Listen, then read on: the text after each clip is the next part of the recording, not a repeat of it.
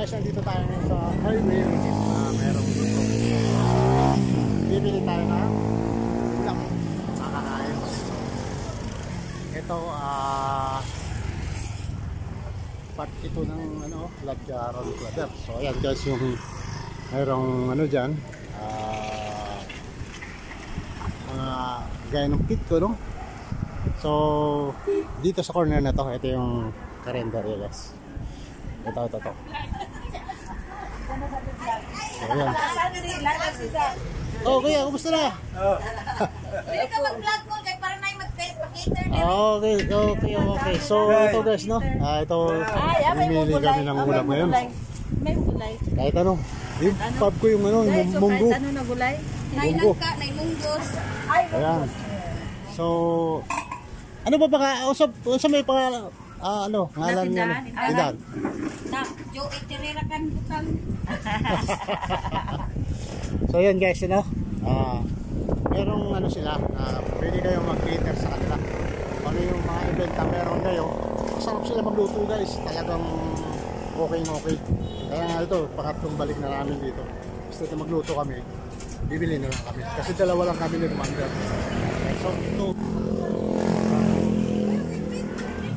malakas siya kasi laging bago yung pagkain kasi nauubos siya araw-araw eh. So hanggang alas 10 ng gabi sila rito open, no? Kung alas 9 guntong ka, pwede kang bumili ng gabi alas 9. So yun guys, Nagpili pa po. Pili pa. Ay, adobo. Nama to yung mga apretada wa mo to? Pura apretada. Oh, maisa. Apretada. so hindi ka magugutom kasi yung may lamisa roon, pwede ka rin kumain sa loob. So yun guys, no? Corner ito ng Samonita, Samonita Street. Ayan. So tapos yun yung yung gym nation. Kaya malaking gym yan guys. Pwedeng maglaro dyan yung PBA, diba? O kaya yung mga concert, no? Kaya guys, yung gym yan. Minsan mag-vlog tayo sa loob. Nakikita ko sa mga. Kaya lang, construction pa, medyo bawal pa pumasok sa loob. Pero ganda.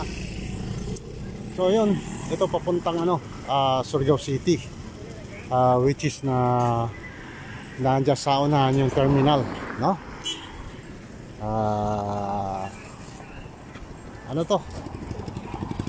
Doon naman sa unahan yung makikita yung tarpaulin na yun.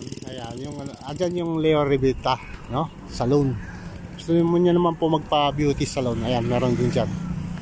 So ito yung Samontina, no? Street G, Samontina Street ito. Papuntang beach. So yun guys.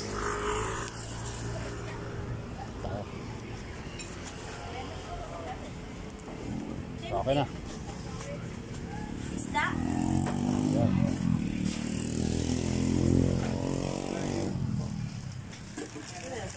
Salamat. Thank you so much. Thank you. So yun guys, no? Gugutom na rin kami. Ito, tawag ito. Tawiran, no?